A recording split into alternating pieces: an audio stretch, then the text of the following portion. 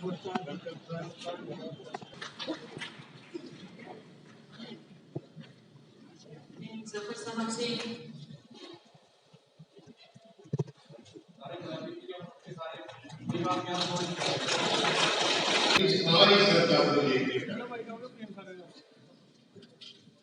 पता होगा कि हमारी गोजर शहरा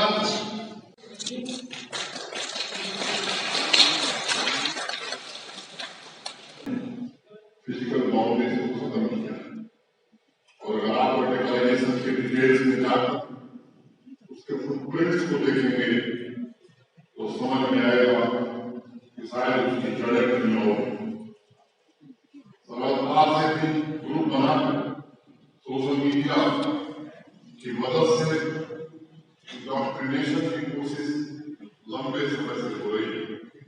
आप सबके सामूहिक प्रयासों से हमने काफी हद तक इस पर नियंत्रण रखा है, लेकिन जिस तेजी से ये प्रयास हो रहा है, टेक्नोलॉजी का पेनिट्रेशन हो रहा है, इस पर मुझे लगता है कि ज्यादा ध्यान देने की जरूरत है।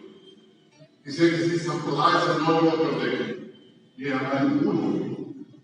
हम इसे ड्रग एडिक्शन की तरफ देखें तो मुझे लगता है कि शायद सही सालों से धर्म के नाम पर लोगों के ज़हनों को तकसीम किया गया, इलाकों को तकसीम किया गया, सोच को तकसीम किया गया।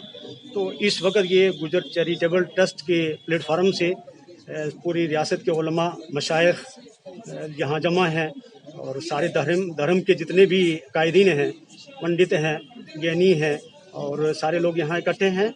यहाँ मिलकर एक बेहतर लाया अमल तैयार किया जाएगा, जिससे पूरे रियासत में ही नहीं बल्कि पूरे मुल्क हिंदुस्तान में एक भाईचारा, हुस्न सलूक, रवादारी ये पैगाम आम करने के लिए और लोगों के जहनों में जो नफरत और अदावत के बीज बोए गए हैं उनको दूर करने के लिए, आपसी रवादारी को मजबूत करने के लिए आज यहाँ पर सारे स्कॉलर जमा हैं। हमें यकीन है कि इस प्लेटफार्म से आज यहाँ से आगाज़ हुआ है, इसका बेहतर से बेहतर और अच्छा अंजाम होगा। सारे लोग इकट्ठे होकर आपसी भाईचारे को फ़रोग़ देने के लिए कोशिश करेंगे इंशाअल्लाह। नफरतें बहुत ज़्यादा हो गई हैं और हमेशा शिद्दत से शिद्दत को और गर्मी से गर्मी को ख़त्म नहीं किया जा सकता है। तो मज़हब के नाम के ऊपर आतंक फैलाना और उसके अलावा शिद्दत पसंद इसकी इस्लाम के अंदर किसी तरह की गुंजाइश नहीं। और अब वक्त आ गया है कि हम सब लोग मिलजुल करके आपस में मोहब्बत बांटें और नफरतों का खात्मा करें।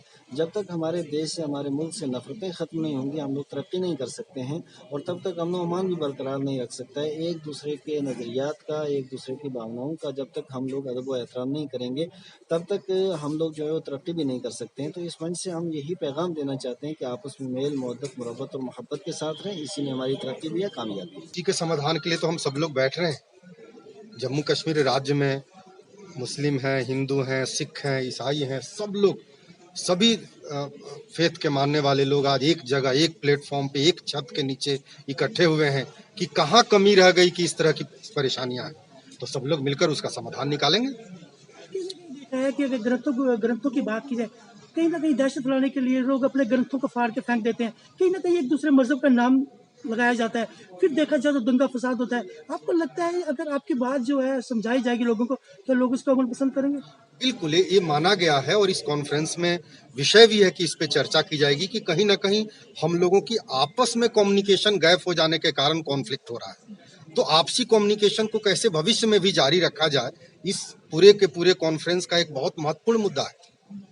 मैं सिर्फ इतना कहना चाहूँगा कि मजहब नहीं सिखाता आपस में बैर रखना। लोगों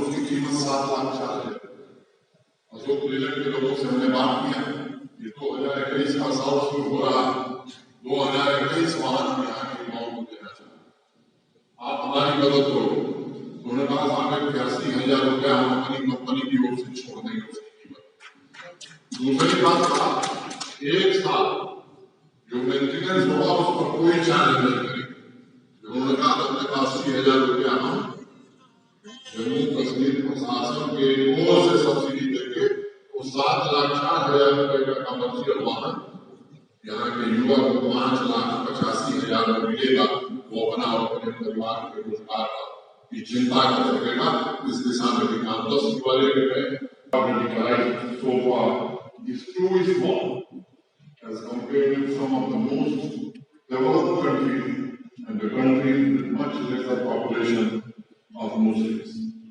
लेकिन एक चुनौती है, जितने भी दिग्गज युवा उनको जीवन देखने और समझने के नजरिए को कैसे जैसा मैंने कहा, ये प्रेम से